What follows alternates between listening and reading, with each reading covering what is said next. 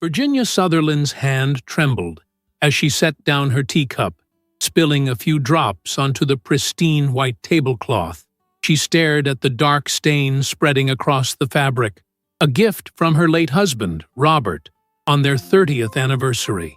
5 years had passed since his funeral, yet some mornings she still reached across the bed, expecting to feel his warmth. Instead, her fingers grasped only cold, empty sheets. Today marked her 63rd birthday, and the silence in her colonial-style home felt heavier than usual, pressing against her chest like an invisible weight. "They'll come today," Virginia whispered to herself, smoothing her silver bob with trembling fingers. "They promised." She glanced at her reflection in the antique mirror hanging in the dining room. The elegant woman with bright blue eyes staring back at her seemed a stranger sometimes, someone trying to maintain composure while her world slowly crumbled around her. The photograph on the mantelpiece captured a different time. Virginia and Robert surrounded by their 3 children, all smiles during their last family vacation to Maine before he fell ill. Wesley, her oldest, stood tall and proud beside his father.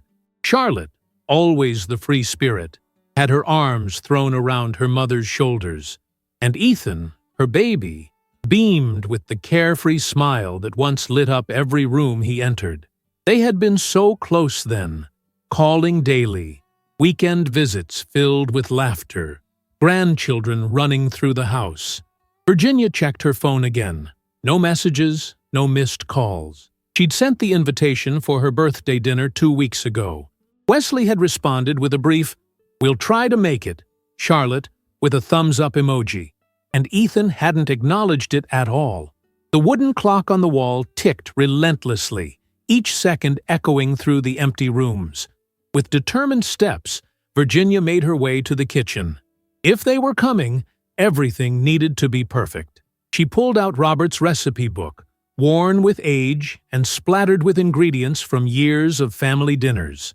Her fingers traced his handwriting. Wesley loves extra garlic in the potatoes. Charlotte's allergic to shellfish.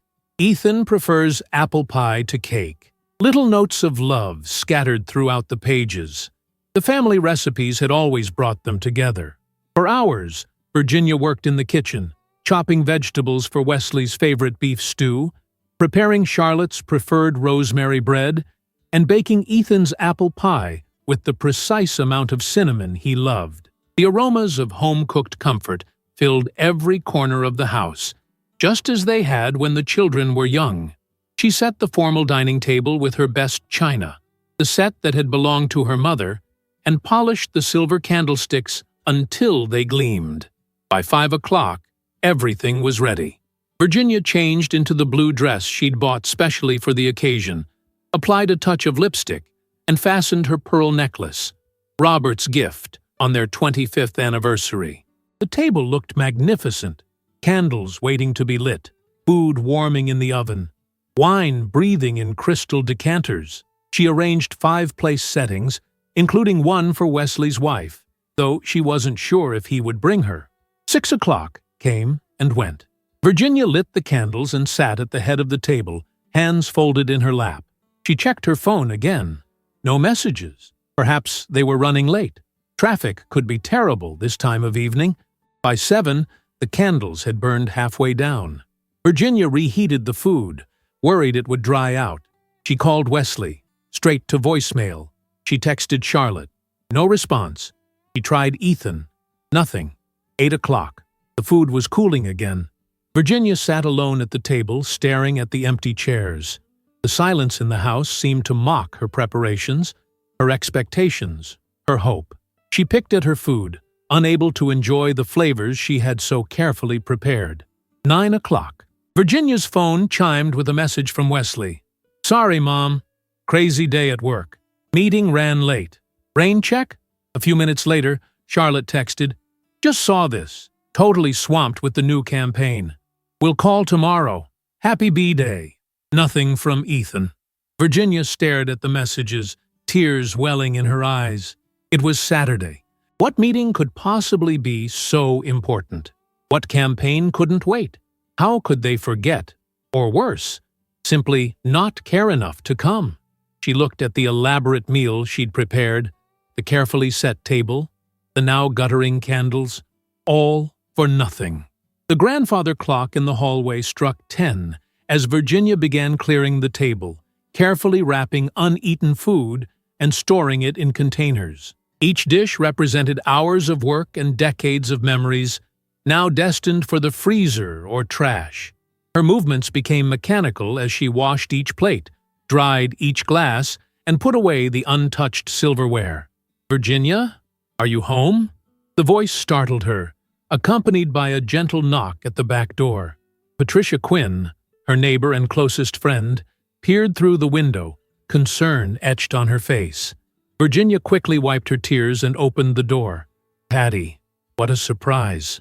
I saw your lights on and thought I'd stop by to wish you happy birthday," Patricia said, holding out a small gift bag. Her eyes scanned the kitchen, taking in the evidence of Virginia's elaborate preparations.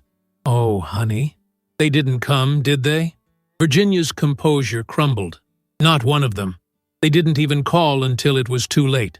I made all their favorites." Her voice broke as Patricia wrapped her in a tight embrace. "I'm so sorry, Virginia," Patricia corrected herself, knowing her friend preferred her formal name these days. "You deserve better than this." They sat together at the kitchen table, sharing slices of Ethan's favorite apple pie and glasses of wine as Virginia poured out her heartache. How Wesley used to call every Sunday without fail, until the calls became monthly, then occasional. How Charlotte once visited weekly for their Girls' Day, now reduced to rushed coffee meetings once every few months. How Ethan, who had lived with her for a year after Robert died, now barely responded to her messages. "The only time they seem interested is when they ask about their inheritance," Virginia confessed, her voice bitter. "Wesley wanted to know if I'd updated my will after Robert passed.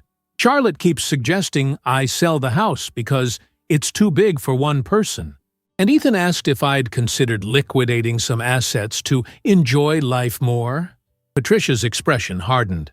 "Have you confronted them? What would I say? Do you only care about my money?" I can't bear to hear the answer. Virginia stared into her wine glass. Robert would be so disappointed.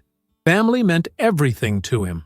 After Patricia left, Virginia stood in her darkened living room, looking at the family photographs that lined the walls.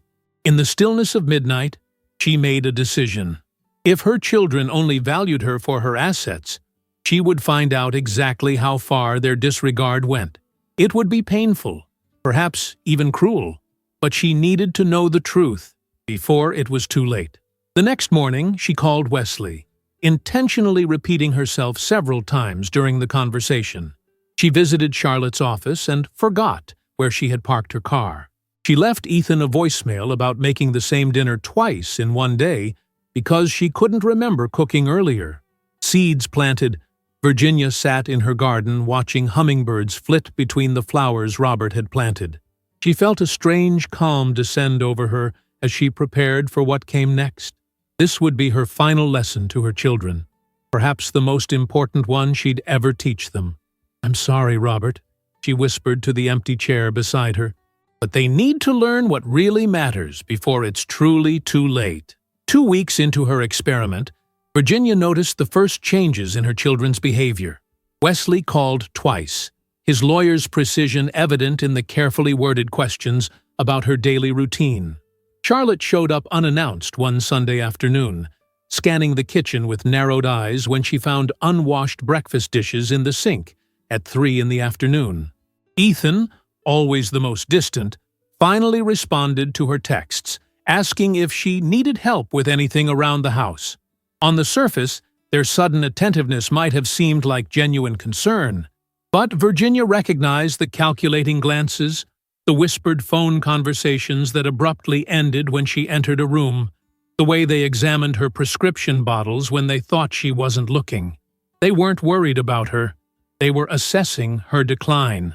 "I made your favorite lasagna yesterday," Virginia told Wesley during his unexpected visit 3 weeks into her charade. She led him to the kitchen, opening the refrigerator to reveal an empty shelf.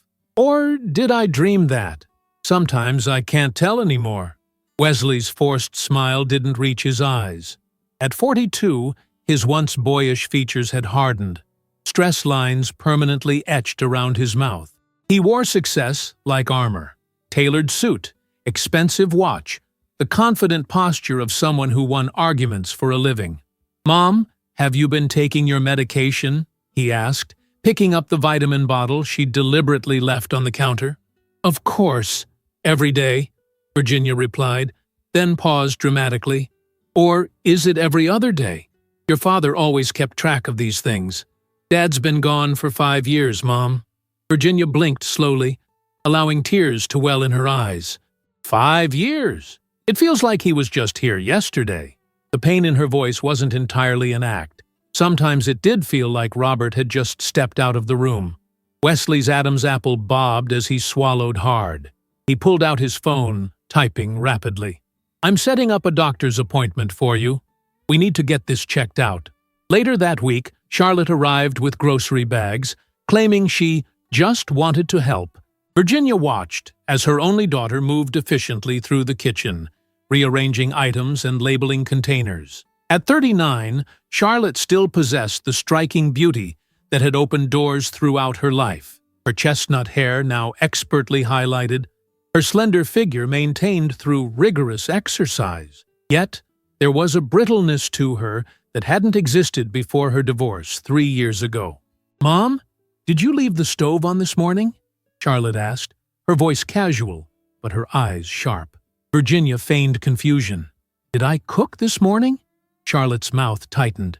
"The burner was warm when I came in. You could have started a fire." "Oh dear," Virginia murmured.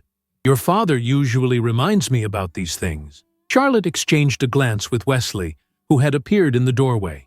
Their silent communication spoke volumes, more than they'd spoken to each other in years. Virginia remembered how they'd fought after Robert's funeral, bickering over their father's watch collection while his body was barely cold. Ethan's involvement came more gradually. At 35, her youngest had inherited Robert's easy charm and restless energy. Even as a child, he'd been impossible to pin down, always chasing the next exciting opportunity. Now, a moderately successful real estate agent, engaged to a woman Virginia had met only twice, he called more frequently, but visited less than his siblings. "Hey, Mom, just checking in." His voice sounded tinny through the speakerphone as Virginia purposely fumbled with her cell phone settings. "Wesley mentioned you might need some help organizing things." "Organizing what, sweetheart?" Virginia asked innocently. "You know, paperwork, insurance forms, property stuff." His hesitation was brief but noticeable. "Maybe we should go through Dad's old files together sometime." By the 4th week, Virginia had perfected her performance. She would be perfectly lucid during some visits, then alarmingly confused the next. She misplaced items deliberately, her wedding ring caused particular distress, and left the water running in the bathroom sink. She filled her grocery cart with multiples of the same item and forgot doctor's appointments. Each incident was carefully orchestrated to appear spontaneous. The breaking point came during a family dinner Patricia helped her arrange. All 3 children attended, a rare occurrence that would have once filled Virginia with joy. Instead, she observed them with the detached interest of a scientist studying specimens. "I'm thinking of taking a cruise," Virginia announced as she served undercooked chicken. "To Antarctica. Your father always wanted to see penguins." Wesley set down his fork, food untouched. "Mom, that's not a good idea right now." "Why not? I'm only 63. That's not ancient. It's just that you've been a bit forgetful lately," Charlotte said carefully. "Forgetful? Nonsense," Virginia replied, then deliberately knocked over her water glass while reaching for the salt. "Oh dear, clumsy me." As Ethan helped clean up the spill, Virginia caught him exchanging looks with his siblings. Their silent communication had become frequent. Texts under the table, whispered conversations in the hallway, phone calls immediately after leaving her house. They were conspiring, but about what? The answer came sooner than expected.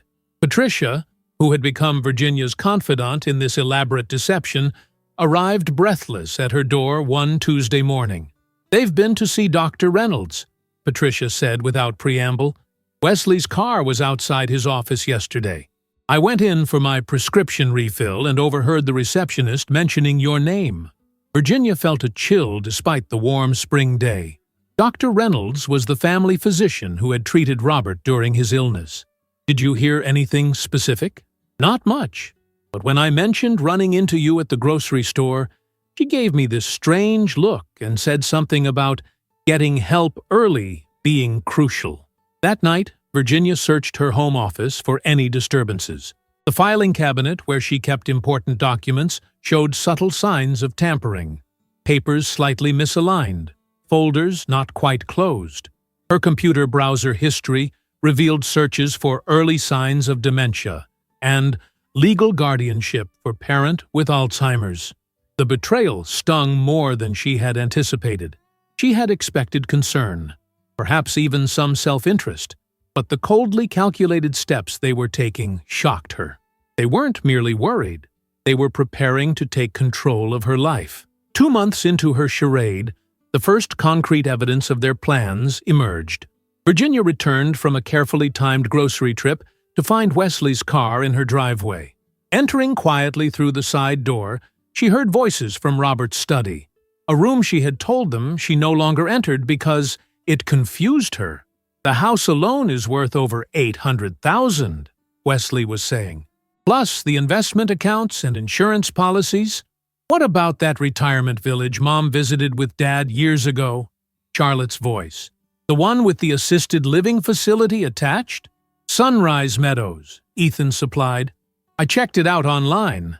They have memory care units available. Monthly costs are steep, though. Between the three of us, we could manage until we liquidate some assets," Wesley replied. "The house would sell quickly in this market."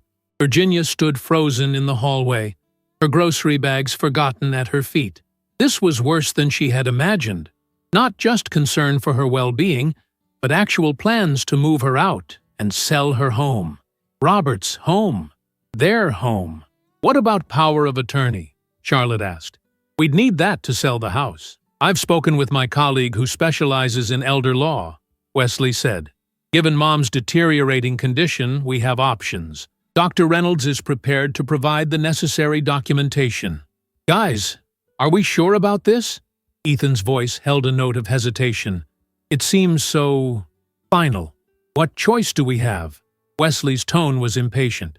"She left the stove on twice last week. She's putting herself in danger. Do you want to wait until she burns the house down or wanders off somewhere?" "I guess you're right," Ethan conceded. "I just wish there was another way."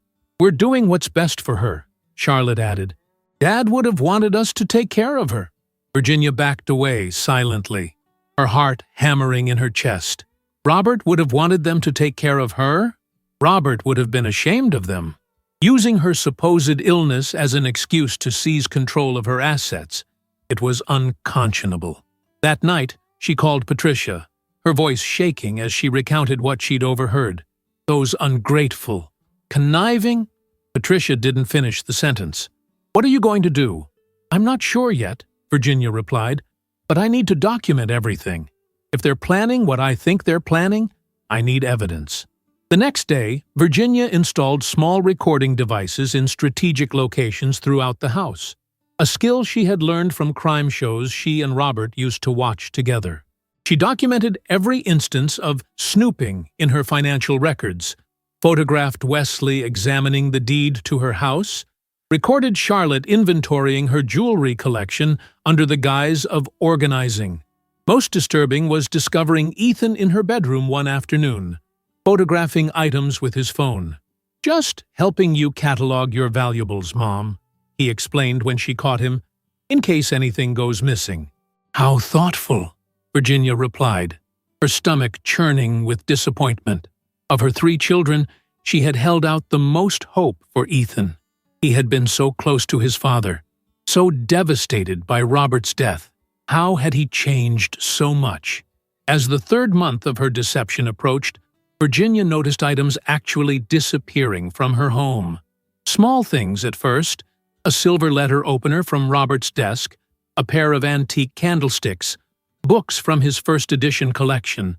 When confronted, her children expressed concern about her misplacing things and suggested perhaps it was time to consider simplifying. The final betrayal came when Virginia discovered Charlotte removing her mother's diamond earrings from her jewelry box. "These would just get lost in that facility," Charlotte murmured to Wesley, unaware that Virginia stood in the hallway. "Better keep them safe." That night, Virginia sat in Robert's study, surrounded by photographs of the family they had once been. In one, Wesley proudly displayed his law school acceptance letter. In another, Charlotte beamed after winning a state art competition. A third showed Ethan's high school graduation, Robert's arm around his youngest son's shoulders, both with identical smiles. "What happened to our children?" she whispered to Robert's empty chair. "Where did we go wrong?"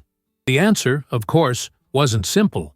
Years of small decisions, of prioritizing careers over family visits, of treating her home like a holiday obligation rather than the heart of their family. Perhaps she and Robert had made it too easy for them, always understanding when they canceled plans, always supporting, without demanding reciprocal care. Perhaps they had raised children who saw relationships as transactional rather than sacred. Virginia opened her laptop and began typing. It was time to end the experiment and face the painful truth. Whatever happened next would either heal her broken family or sever the remaining threads that bound them together. Either way, she could no longer live in this limbo of deception and disappointment. "Time for the final act," she whispered, pressing print on the document that would change everything. The morning Virginia chose to reveal her deception dawned crisp and clear. Golden autumn light filtering through the maple trees Robert had planted when they first bought the house 35 years ago. She had invited all three children for what she called an important family discussion, emphasizing that attendance was mandatory. For once, no one protested or made excuses. They arrived within minutes of each other. Wesley first, precisely on time as always, followed by Charlotte, who brought a forced cheeriness and a bouquet of flowers. Ethan came last, 15 minutes late, his normally confident stride hesitant as he entered the living room where the others waited. Virginia had arranged the seating carefully, 3 chairs facing her favorite armchair, creating the atmosphere of a tribunal rather than a family gathering. On the coffee table between them sat a folder containing printed documents, a small digital recorder, and a USB drive.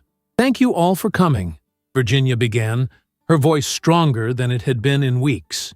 Gone was the confused, fragile woman they had grown accustomed to seeing. In her place sat someone they barely recognized, poised, clear-eyed, and radiating a quiet authority that made all 3 children shift uncomfortably in their seats. "Mom, are you feeling better today?" Charlotte ventured, glancing meaningfully at her brothers. "I'm feeling exactly as I have for the past 3 months," Virginia replied. "Perfectly fine." Wesley leaned forward, his brow furrowed. "That's great news. We've been worried about—" "No, Wesley," Virginia interrupted. "You haven't been worried about me. You've been worried about my money, my house, and how quickly you could move me into Sunrise Meadows to get your hands on both." The silence that followed was absolute. All 3 children froze, their expressions a mixture of confusion and dawning horror. "What are you talking about?" Charlotte finally managed, her voice unnaturally high. "I'm talking about this." Virginia pressed play on the digital recorder. Their own voices filled the room, discussing power of attorney, liquidating assets, selling the house. The conversation she had overheard 2 weeks earlier, now captured in damning clarity. Wesley's face drained of color. "You were recording us? That's illegal? Perhaps you should check the laws regarding recording conversations in one's own home before you continue, counselor." Virginia's tone was measured, but her eyes blazed with a righteous anger that stopped her eldest son mid-sentence. She turned to the folder on the table, removing a stack of photographs. "And perhaps you can explain these. One by one, she laid them out. Charlotte examining her jewelry box, Ethan photographing items in the bedroom, Wesley going through financial documents in the office. Or these. Another set of photos appeared. The missing candlesticks now sitting on Charlotte's mantel, visible in a social media post she'd made. Robert's letter opener on Wesley's desk in a video call screenshot. Several first edition books now displayed in Ethan's apartment. "Mom, this isn't what it looks like," Ethan protested, his face flushed with shame. "Really? Because it looks like theft to me," Virginia replied, "taking advantage of your supposedly cognitively impaired mother to help yourselves to family heirlooms before she's even moved out of her home." Charlotte's eyes filled with tears. "We were just trying to protect your things. By taking them for yourselves?" Virginia shook her head. "I've spent the last 3 months pretending to have memory problems to see how you would respond. I wanted to believe you would show concern, offer support, try to help me remain independent. Instead, you conspired behind my back to have me declared incompetent so you could control my finances and put me away." Wesley, ever the lawyer, found his voice first. "You've been faking Alzheimer's symptoms? Do you have any idea how manipulative and cruel that is? Almost as manipulative and cruel as planning to institutionalize your mother and sell her home while she's still perfectly capable of living independently," Virginia countered, "or discussing how to liquidate her assets while she can still hear you." Ethan, who had been staring at the floor, finally looked up. "Why would you do something like this? Did you really think so little of us?" The question pierced Virginia's armor, reminding her of the little boy who once climbed into her lap after nightmares, seeking reassurance. She took a deep breath before answering. "I did it because I needed to know the truth. After my birthday dinner, when none of you showed up or even bothered to call until it was too late, I realized how far we'd drifted apart.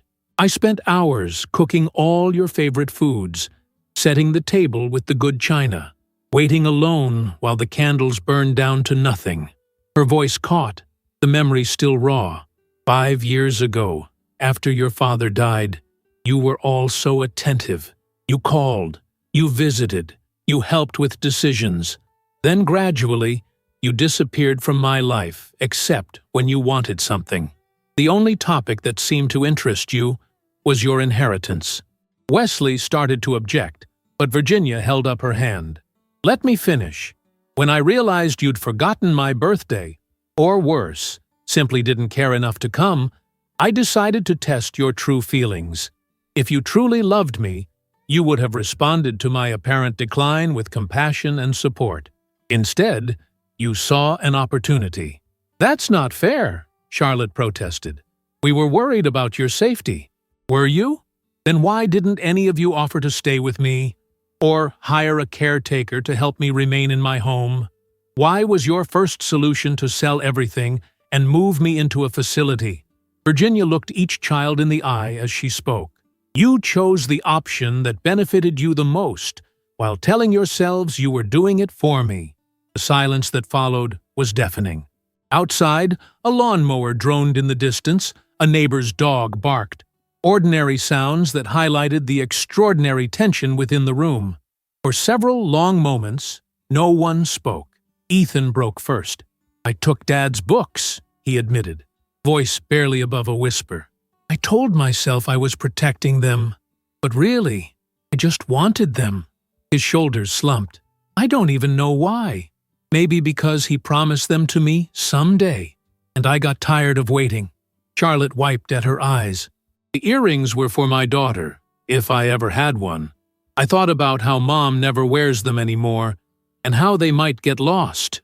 She trailed off, the justification sounding hollow even to her own ears.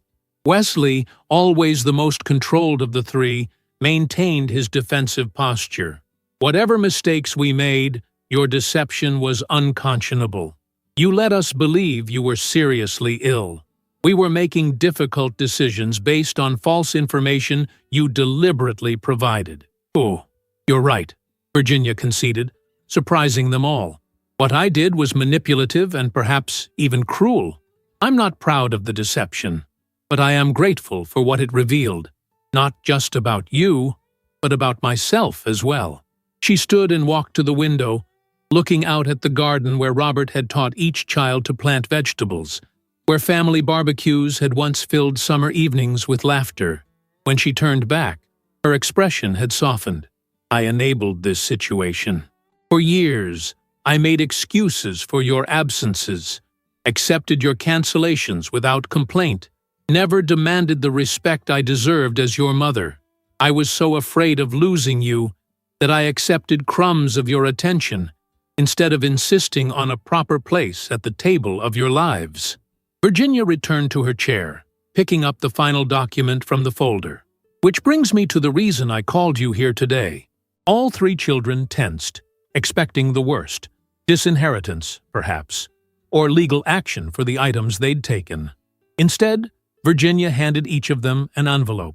"Open them," she instructed. Inside each envelope was a check, substantial though not enormous, along with a letter. As they read in confused silence, Virginia explained, "I've decided to give each of you a portion of your inheritance now, while I'm alive to see what you do with it. The letters explain my wishes, though they're not legally binding. The money is yours to use as you see fit." Wesley looked up from his letter, suspicious. "And the rest of the estate?" "I've made some changes," Virginia acknowledged. "A significant portion will go to the Roberts Senior Advocacy Center. They provide legal support to elderly people facing exploitation or abuse. The house will be sold upon my death, with the proceeds divided among several charities Robert and I supported throughout our marriage. You'll each receive additional funds as well, though perhaps not as much as you were expecting." Charlotte's face crumpled. "You're punishing us?" "No," Virginia said firmly. "I'm making choices about my own property based on what I've learned about your character. More importantly, I'm giving us all a chance to rebuild what we've lost." She placed a hand on the final document in the folder but didn't remove it. "I've prepared paperwork officially transferring ownership of certain family heirlooms to each of you, items your father specifically wanted you to have. But I'm not signing it today." "What does that mean?" Ethan asked. "It means we have work to do," Virginia replied. "Real relationships aren't built on financial transactions or obligation. They're built on love, respect, and genuine care. If you want to be part of my life, my real life, not just my will, you'll need to demonstrate that you understand that difference." Wesley stood abruptly. "So this is blackmail. Be nice to Mom, or lose your inheritance." Virginia met his gaze steadily. "No, this is a mother trying to save her children from becoming people their father would have been ashamed of." Her voice remained calm, but her words struck like precision missiles. "Whether you choose to rebuild our relationship is entirely up to you. The money you've received today is yours, regardless. What happens with the rest depends not on how often you visit, or whether you pretend to care, but on whether you become the people Robert and I raised you to be." Charlotte dabbed at her eyes with a tissue. "I don't even know where to start." "Perhaps by returning the items you've taken," Virginia suggested. "And then maybe showing up when you say you will, calling when you promise to call, and treating me like a person whose feelings matter rather than an obligation to be managed." The atmosphere in the room had shifted from hostile confrontation to uncomfortable self-reflection. Wesley, always quickest to anger, was also first to regain his composure. "I need some time to process this," he said stiffly, rising from his chair. "I'll be in touch." Charlotte looked torn, glancing between her mother and the door her brother was heading toward. "Mom, Take your time," Virginia said gently. "This isn't a test with a deadline. It's an opportunity to choose what kind of person you want to be." After Wesley and Charlotte had left, only Ethan remained, staring at the check in his hands. "I don't deserve this," he said finally. "Perhaps not," Virginia agreed, "but you deserve the chance to become someone who does." He looked up, eyes red-rimmed. "I miss Dad. I think about him every day. Sometimes I look in the mirror and see his expressions on my face, And I wonder if I've become someone he'd be proud of. His voice broke. I know the answer now, and it's killing me. Virginia moved to sit beside her youngest child, the son who had always been most like his father, in temperament and appearance. Your father believed in second chances. He believed people could change when they recognized their mistakes. He would have been disappointed in your actions, but he never would have given up on you. Ethan nodded, tears streaming down his face. I'm sorry, Mom. I'm so sorry. I know, she whispered, taking his hand. I am too. The weeks that followed were quiet. Virginia returned to her normal routines, tending her garden, meeting Patricia for lunch, volunteering at the library. No one called for the first 10 days after the confrontation. She had expected as much. Hurt, pride, and shame were powerful emotions that required time to process. Wesley was the first to reach out, with a formal email requesting a lunch meeting. Charlotte sent a text message with a photo of the earrings back in their original box. Ethan simply showed up one evening with pizza and the missing books, asking if they could talk. Slowly, cautiously, bridges began to be rebuilt, not with grand gestures or dramatic apologies, but with small, consistent actions that spoke louder than words. For the first time in years, Virginia allowed herself to hope that something valuable might be salvaged from the wreckage of their family relationships. On a rainy Thursday afternoon, as Virginia sorted through old photographs for a memory book she was creating, the doorbell rang. She opened it to find all three of her children standing on the porch, looking nervous but determined. We'd like to talk, Wesley said. If you have time. Virginia studied their faces, so like Robert's in different ways, and felt a flutter of cautious optimism. I have time, she said, stepping aside to let them in. I've always had time for you. The conversation that rainy afternoon marked a turning point. Seated around the kitchen table where countless family meals had been shared over the decades, Virginia listened as each child spoke their truth. Painful admissions of selfishness, neglect, and misplaced priorities that had gradually eroded what should have been their most cherished relationship. After Dad died, I threw myself into work, Wesley confessed, his normally confident voice subdued. The firm was pushing for partnership, and focusing on cases meant I didn't have to deal with the grief. Then it just became habit, prioritizing clients over family, because clients had deadlines and family would always be there. He paused, swallowing hard. Or so I thought. Charlotte spoke of her divorce, how the humiliation of being left for a younger woman had made her obsess over appearances and financial security. I was so terrified of ending up alone and broke that I started seeing everyone as either an asset or a liability. Even you, Mom. Her hands trembled around her teacup. Especially you, because you represented what I both feared and needed most: emotional connection and financial security.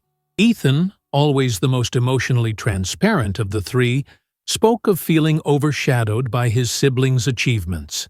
Dad was always so proud of Wesley's legal career and Charlotte's success in marketing. I've been bouncing between real estate deals, never quite making the splash I thought would finally make me as impressive as them. His voice cracked. When you started showing signs of memory problems, or what I thought were memory problems, part of me saw it as another burden I wasn't equipped to handle. Virginia listened without interruption, allowing each child the space to unburden themselves. When they finished, the kitchen fell silent except for the gentle patter of rain against the windows and the familiar tick of the clock Robert had repaired countless times over the years. Thank you for your honesty, she finally said. It can't have been easy. We've been talking, Wesley said, glancing at his siblings for confirmation. A lot, actually. More than we have in years. We want to make things right, Charlotte added. Not because of the inheritance or the house or any of that, but because we miss you. We miss being a family. Ethan leaned forward. We know we can't just say sorry and expect everything to go back to normal. We have to earn your trust again. Yes, you do, Virginia agreed, her tone gentle but firm. And that will take time. We have a proposal, Wesley said, reaching into his briefcase to pull out a document. "We've put together a family contract of sorts. Not legally binding, of course, but a commitment we're making to each other and to you." Virginia accepted the papers with surprise. The document outlined specific commitments from each child: weekly phone calls, monthly family dinners, assistance with home maintenance and transportation to appointments when needed. Most touching was the final paragraph, which acknowledged Virginia's right to live independently in her own home for as long as she was able, with promised support to make that possible. "We're not asking you to forgive us right away," Charlotte explained. "We just want you to know we're serious about changing." Virginia studied their faces, Wesley's determined expression, Charlotte's hopeful eyes, Ethan's nervous fidgeting.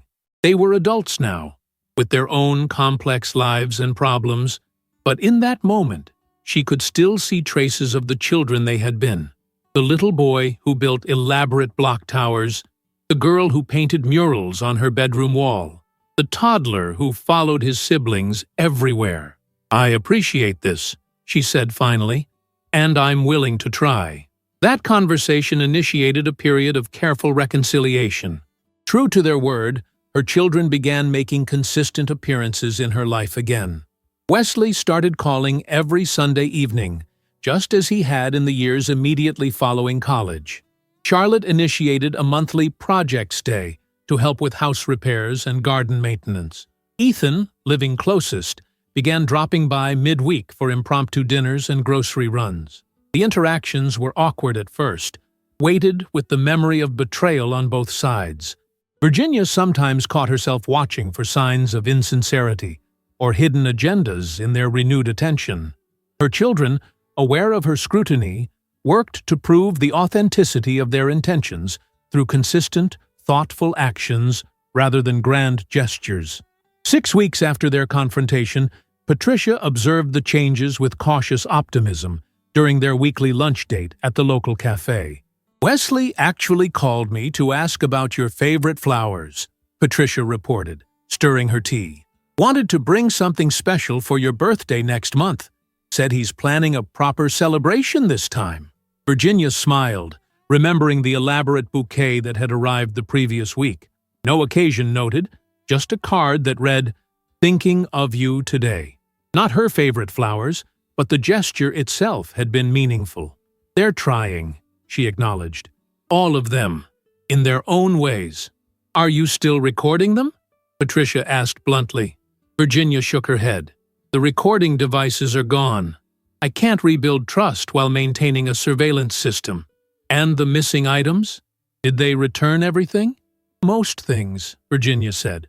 Charlotte brought back the jewelry. Wesley returned the letter opener and some documents he'd taken. Ethan brought back most of the books. She smiled slightly. "I told him he could keep his father's first edition Hemingway. It was going to be his eventually, anyway." Patricia studied her friend's face. "And are you okay? Really okay? This whole situation must have been incredibly painful." Virginia considered the question carefully. The hurt hadn't disappeared entirely. Perhaps it never would. The memory of sitting alone at her birthday table, candles burning down as she waited for children who never came, still brought a sharp pain to her chest. The knowledge that they had been willing to institutionalize her and sell her home couldn't be easily forgotten. "I'm healing," she said finally. "And so are they, I think. We're learning how to be a family again, but with clearer boundaries and expectations." As autumn deepened into winter, the tentative reconciliation continued to strengthen. The family contract, as Wesley called it, provided a framework that gradually filled with genuine connection. Virginia found herself looking forward to Charlotte's visits, appreciating Wesley's legal advice on community matters, enjoying Ethan's enthusiastic home improvement projects. For Thanksgiving, they gathered at Virginia's house, the first holiday together since Robert's death that didn't feel like an obligation being fulfilled. Wesley's wife Jennifer came too, bringing their children, Emma and James, now 12 and 10. Charlotte prepared side dishes in the kitchen, music playing as she and Virginia worked side by side. Ethan arrived with his fiancée, Melanie, a warm, practical woman who immediately rolled up her sleeves to help set the table. As Virginia watched her family move through the house, grandchildren racing up the stairs to see if their old toys were still in the guest room, adults calling out cooking instructions and catching up on each other's lives, she felt Robert's absence acutely, but also his presence in the traditions they maintained and the traits his children had inherited. "You'd be proud of them today," she whispered, when she had a moment alone in the kitchen. "They're finally becoming the people we raised them to be." After dinner, as the family gathered in the living room for board games and dessert, Wesley approached Virginia with an envelope. "I have something for you," he said quietly, "from all of us." Inside was a legal document, a family trust establishing funds for Virginia's long-term care needs, but structured to keep her in her home with professional assistance as needed. The trust would be managed jointly by all 3 children with complete transparency, including regular family meetings to discuss decisions. "We know you've made your own arrangements," Wesley explained, "and those stand. This is just to make sure you know we're committed to supporting your independence for as long as possible. No more secret plans or discussions behind your back." Virginia felt tears prick her eyes. "Thank you. This means a great deal to me." Later that evening, after the grandchildren had been tucked into bed in the same rooms their parents had once occupied, Virginia found Ethan sitting alone on the back porch, gazing at the stars visible in the clear winter sky. "Dad used to do this," he said as she joined him, wrapping a shawl around her shoulders against the chill. "Every Thanksgiving night, he'd come out here and just look up for a while." "He was thanking the universe," Virginia explained, settling into the chair beside her youngest son. "That was his tradition, counting blessings under the stars." They sat in comfortable silence for a few minutes before Ethan spoke again. "I keep thinking about what you did, pretending to have Alzheimer's. It was manipulative, like Wesley said." "Yes," Virginia agreed. "It was. But it was also brave," Ethan continued, surprising her. "You suspected something terrible about your own children, and instead of just accepting it, or confronting us without evidence, you found a way to know for sure." He turned to face her. "That couldn't have been easy. The hardest thing I've ever done," Virginia admitted. "Every time I saw genuine worry in your eyes, I questioned whether I was being unfair. Then I'd find you photographing my belongings or discussing selling my home, and I knew I needed to continue. Do you think you'll ever fully trust us again?" The vulnerability in his question reminded Virginia of the little boy who once asked if monsters could climb through second-story windows. "I'm getting there," she said honestly. "Trust isn't rebuilt overnight. But every time you show up when you say you will, every genuine conversation we have, every moment you treat me with respect rather than as a problem to be managed, it helps." Inside the house, laughter erupted. Charlotte and Wesley engaged in some good-natured sibling rivalry over a board game. The sound drifted through the partially open door, warming the December air. "We're lucky you gave us another chance," Ethan said. "Some parents would have just cut us off." Virginia thought about the moment she'd discovered their plans, the white-hot anger and devastating disappointment she'd felt. Cutting them off would have been simpler in many ways, a clean break rather than the messy, uncertain work of reconciliation. "Family is complicated," she said finally. "Your father always believed that the people who can hurt you most are also the ones worth fighting hardest for. I think he was right." As Christmas approached, Virginia noticed Charlotte becoming increasingly withdrawn during her visits. Something was clearly troubling her, but it wasn't until their baking day, an old family tradition resurrected after years of neglect, that she finally opened up. "I found out I can't have children," Charlotte said abruptly, setting down the cookie cutter she'd been using. "That's part of why my marriage ended. Thomas wanted kids, and when the fertility treatments kept failing, he decided to find someone who could give him a family." Virginia put down her rolling pin and moved to embrace her daughter. "Oh, Charlie, I'm so sorry. Why didn't you tell me?" Charlotte wiped flour from her hands. blinking back tears. At first, it was too painful to talk about. Then, as we grew more distant, it seemed like the kind of thing you only share with people you're close to. She gave a bitter laugh. Ironic, right? Not sharing deepened the distance that made it hard to share. Virginia recognized the cycle all too well, how small barriers to intimacy created larger ones over time until family members became like acquaintances, exchanging pleasantries instead of truths. I wish I'd known, Virginia said, holding her daughter's hand. Not because I could have fixed anything, but just to be there with you through it. That's why I got so obsessed with the earrings and other family heirlooms, Charlotte confessed. If I couldn't pass on my genes, I at least wanted to pass on family history. It became this fixation, collecting pieces of our legacy because I couldn't create one of my own. The revelation added another dimension to Virginia's understanding of her children's actions, not excusing them, but contextualizing the complex emotional landscapes that had contributed to their behavior. Wesley, too, revealed deeper truths as their relationship healed. During a Saturday afternoon helping Virginia organize Robert's old workshop, he admitted how deeply his father's approval had motivated him throughout his life. "Dad was so proud when I made partner," Wesley said, carefully sorting through a box of vintage tools. "I still have the card he sent me, but after he died, it was like I lost my compass. I kept achieving things, but without him there to see it, the accomplishments felt hollow." "He saw you," Virginia assured him.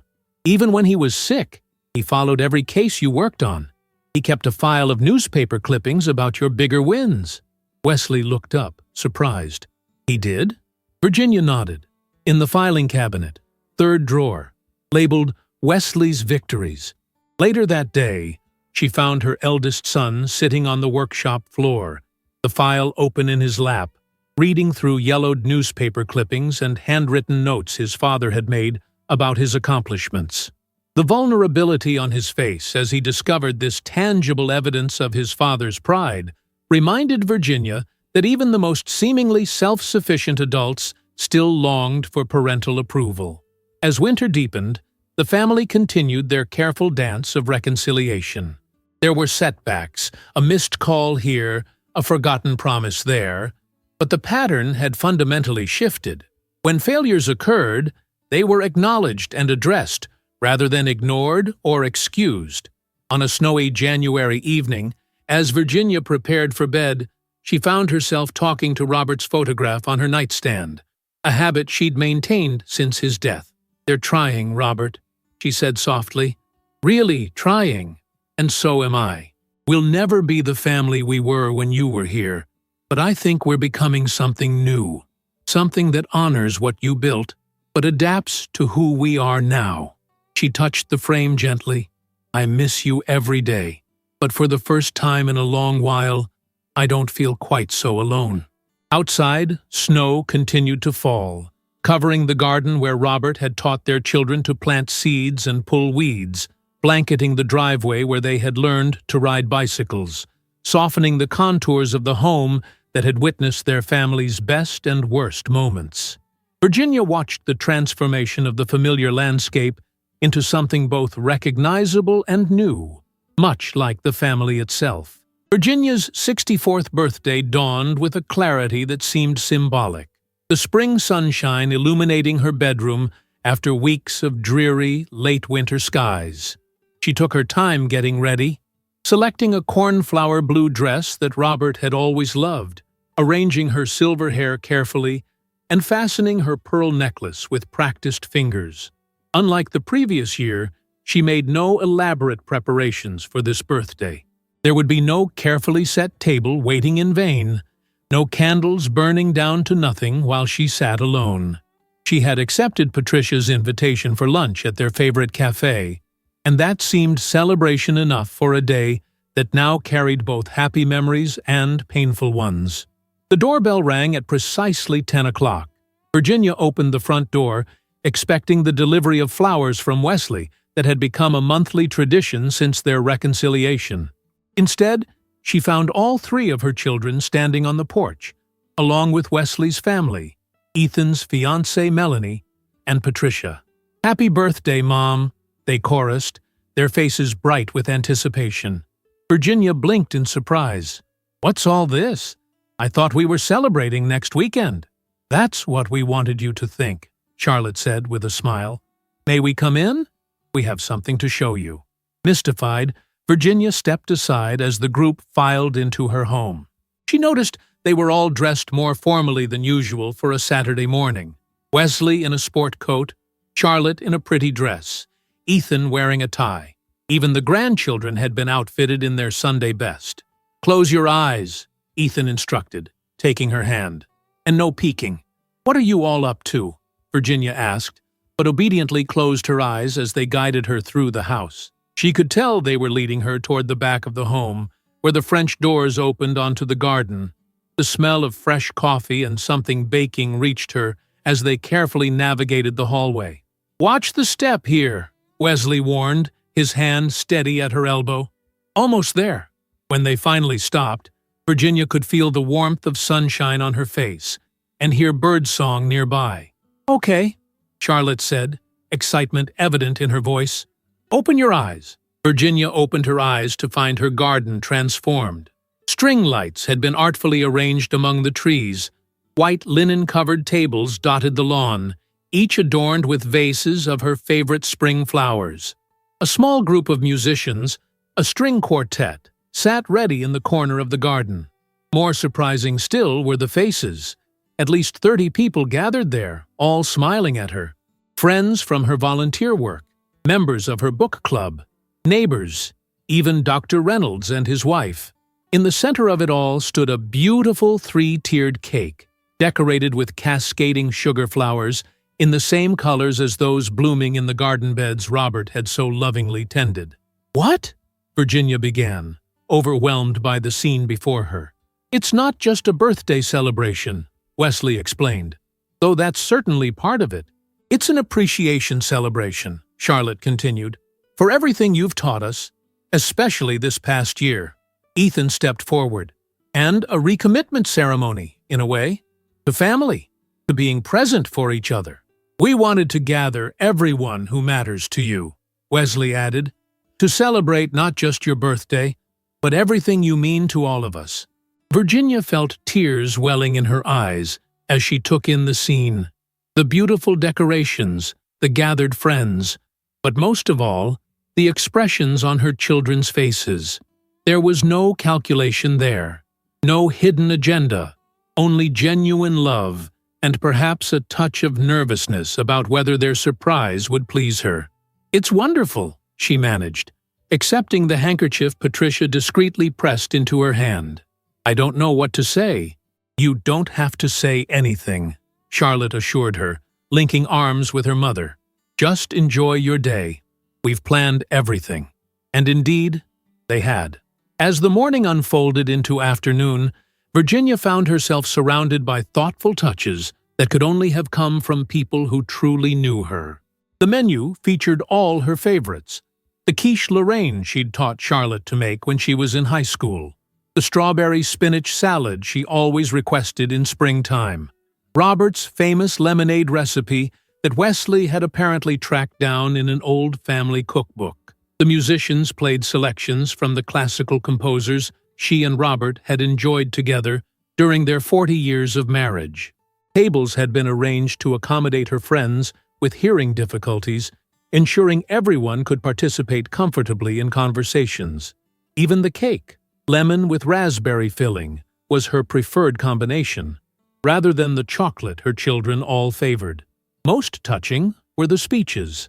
One by one, her children stood to share memories and gratitude, speaking with an emotional honesty that would have been unimaginable a year earlier. Wesley spoke of rediscovering his father's collection of his accomplishments, and how it had made him reflect on what legacy truly meant. "I've spent my career building a reputation as someone who wins cases," he said, his voice steady but his eyes suspiciously bright. "But Mom reminded me that the most important verdict is the one your family renders on your character.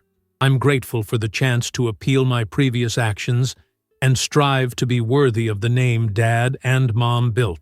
So, Charlotte, always the most artistic of the three, had created a photo montage spanning decades of family life. These past months have taught me that family isn't just about shared DNA or inherited jewelry, she said, glancing meaningfully at Virginia. It's about showing up for birthdays and ordinary Tuesdays. It's about answering the phone even when you're busy, and really listening to the answer when you ask how someone is doing. She paused, composing herself. Mom, thank you for giving us the chance to learn that lesson before it was too late. Ethan, the most emotional but also the most genuine, spoke last. A year ago, we were strangers living separate lives, connected by obligation, but not by choice, he said simply. Mom's unconventional method of getting our attention, gentle laughter rippled through the audience, forced us to look at who we'd become and decide if that's who we wanted to be. He raised his glass toward Virginia, to the woman brave enough to hold up a mirror when we needed it most, and kind enough to offer forgiveness when we finally saw our reflection clearly. As the speeches concluded and the musicians began playing again, Patricia leaned close to Virginia. Well, was it worth it? The deception, the confrontation, all of it? Virginia watched as Emma and James, Wesley's children, presented her with handmade cards. She observed Charlotte deep in conversation with Dr. Reynolds, gesturing animatedly as she described the community garden project they'd been collaborating on. She noted Ethan leading Melanie to the dance area they'd created on the patio, his movements echoing Robert's so precisely that it momentarily took her breath away. Yes, she said finally, even the painful parts, especially those, perhaps. Later, as the afternoon mellowed into evening and the string lights began to twinkle against the darkening sky, Virginia found a quiet moment alone on the garden bench, where she and Robert had spent countless evenings watching the sunset. She could almost feel him beside her, his presence a comforting warmth in the cooling air. They made it back, Robert, she whispered. Our children found their way home. A gentle hand touched her shoulder, and Virginia looked up to find all three of her children standing before her. Mind if we join you?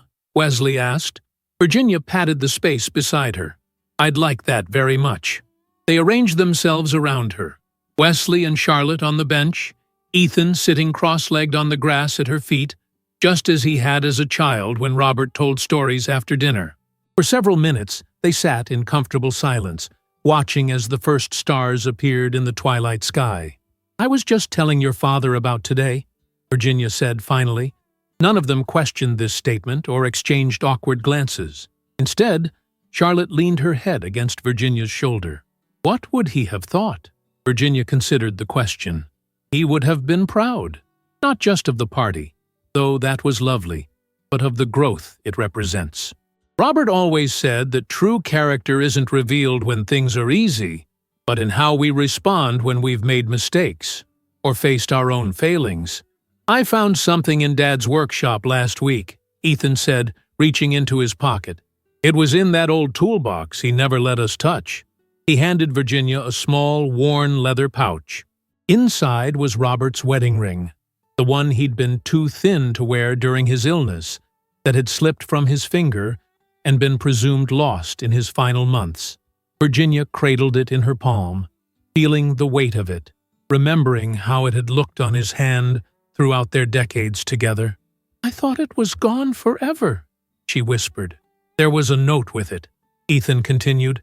It said, for Virginia, when she needs to remember that love endures beyond all circumstances. Virginia closed her fingers around the ring, feeling its familiar contours press against her skin.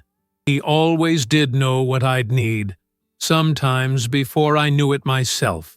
The moment was interrupted by James, Wesley's son, running up excitedly. Grandma! It's time for the lanterns! Virginia allowed herself to be led back to the center of the garden, where guests had gathered around a collection of paper lanterns, the biodegradable kind that would dissolve harmlessly if they landed in water.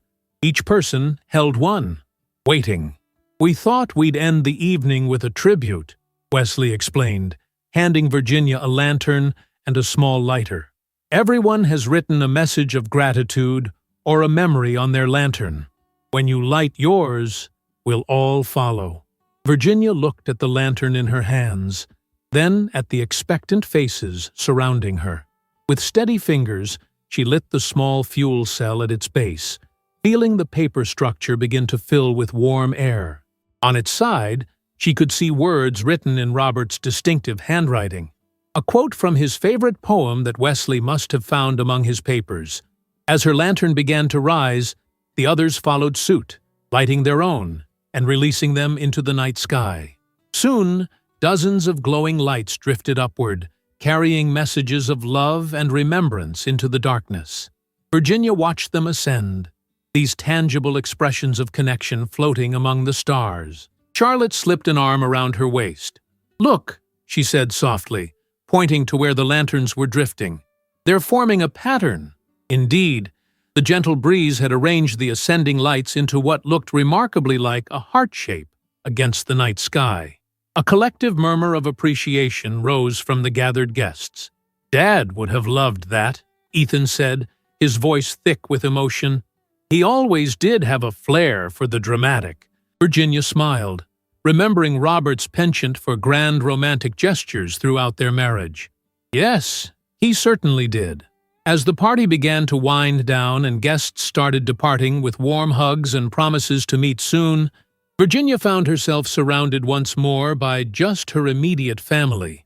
The grandchildren had fallen asleep on garden loungers, covered with blankets against the evening chill. Wesley's wife, Jennifer, was quietly supervising the catering staff as they discreetly cleaned up. Melanie and Patricia were collecting the gifts and cards to bring inside. "You three should go home," Virginia said, noting the fatigue behind their smiles. "You've been here since dawn, setting everything up." "Actually," Charlotte began hesitantly, "we were wondering if we could stay. All of us, like we used to for special occasions." Virginia blinked in surprise. "Stay the night? Here? If that's all right," Wesley added. "The kids are already asleep and it's getting late." "We brought overnight bags," Ethan admitted, with a sheepish smile. "They're in my car. Presumptuous, maybe, but we hoped, we wanted to be here in the morning," Charlotte explained, "to have breakfast together, to extend the celebration a little longer." Virginia looked at her three children, successful professionals, parents and soon-to-be parents themselves, adults with complicated lives and demands on their time, all looking at her with an almost childlike hope for approval. In that moment, she saw clearly how the circle had begun to close, how the relationships were healing not just through grand gestures like today's party, but through the simple desire to remain in each other's presence a little longer. "I'd like that very much," she said simply. "Your rooms are always ready for you." Later, as Virginia prepared for bed, she could hear the familiar sounds of her home filled with family again, the quiet murmur of Wesley and Jennifer's voices as they settled the children in the guest room, Charlotte's distinctive footsteps in the hallway bathroom, Ethan's muffled laughter as he and Melanie discovered his old sports trophies still displayed in his childhood bedroom. She sat at her vanity, removing her pearl earrings and necklace, and caught sight of her reflection. The woman looking back at her seemed different from the one who had sat alone on her birthday a year ago. Not just a year older, but somehow both softer and stronger. The lines around her eyes spoke of renewed laughter. The set of her shoulders reflected a burden lifted. Virginia opened her jewelry box and carefully placed her pearls inside. Next to them, she laid Robert's wedding ring, finally returned home. Then she reached for the small notebook she kept in the drawer, the one in which she'd documented her children's betrayal during her deception. For a moment, she held it, feeling the weight of all the hurt and disappointment it contained. Then, decisively, she carried it to the small fireplace in her bedroom and set it among the kindling. With a single match, she lit the pages, watching as the evidence of that painful chapter turned to ash. As the fire consumed the notebook, Virginia felt a sense of completion. The experiment that had begun in pain had ended in healing. The family that had fractured was finding its way back to wholeness, not by forgetting the past, but by learning from it and choosing a different path forward. She thought of the lanterns drifting up to join the stars, carrying messages of love and remembrance. Some things were meant to be released, to rise above the pain that had created them and transform into something beautiful. In the morning, Virginia woke to the sounds she had missed for so many years, the gentle chaos of a house full of family. Footsteps on the stairs, the clatter of dishes in the kitchen, muffled laughter, the excited voices of her grandchildren. She lay still for a moment, savoring the symphony of togetherness that had once been the soundtrack of her daily life. When she finally made her way downstairs, she found her family gathered in the kitchen. Wesley at the stove flipping pancakes, Charlotte setting the table with the everyday dishes, Ethan entertaining the children with the same silly stories Robert had once told. They looked up as she entered, their faces brightening with genuine welcome. "Good morning," Virginia said, taking in the scene before her.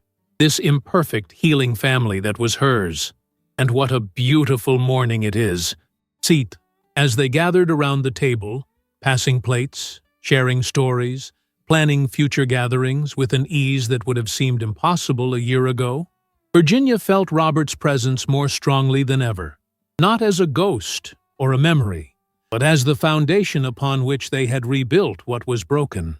In the warm spring sunlight streaming through the kitchen windows, she caught glimpses of him everywhere. In Wesley's thoughtful frown as he concentrated on getting the pancakes just right, in Charlotte's artistic arrangement of fruit on the serving platter, in Ethan's expressive hands as he described his latest project, in the values that had resurfaced once the layers of hurt and neglect had been stripped away. Virginia looked around at her family, flawed, healing, trying, and knew with certainty that this was the greatest gift they could have given her. Not the party, beautiful as it was, but their presence, their effort, their willingness to look honestly at themselves and choose to be better. "I never stopped loving you," she said suddenly, causing conversations around the table to pause. "Even at my angriest, my most hurt, I never stopped. I just needed you to remember how to love me back." For a moment, no one spoke. Then Emma, Wesley's daughter, reached over to take Virginia's hand. "We won't forget again, Grandma," she said, with the simple certainty of childhood. "Promise." Around the table, heads nodded in solemn agreement. It was a promise Virginia believed they would keep. Not perfectly, perhaps, but genuinely, because now they understood what had nearly been lost, and what had been reclaimed through painful honesty and patient forgiveness. As breakfast continued, and the conversation resumed, Virginia felt a sense of peace settle over her. The experiment was complete. The lesson had been learned, and the family that had almost been destroyed by neglect and misunderstanding had found its way back to its foundation. The unconditional love that, even when tested to its limits, had proven strong enough to rebuild what had been broken. Outside, spring flowers bloomed in the garden Robert had planted, their faces turned toward the sun in timeless affirmation that even after the harshest winter, life returns. Beauty returns, and with patience and care, love returns as well, sometimes stronger in the mended places than it had been before the breaking. If you enjoyed the story, leave a like and subscribe to the channel. And drop a comment below. What city are you watching from? And if your heart tells you to, feel free to leave me a tip on Buy Me a Coffee. Just check the first pinned comment. Thanks for keeping me company and for the coffee, and I'll see you in the next story.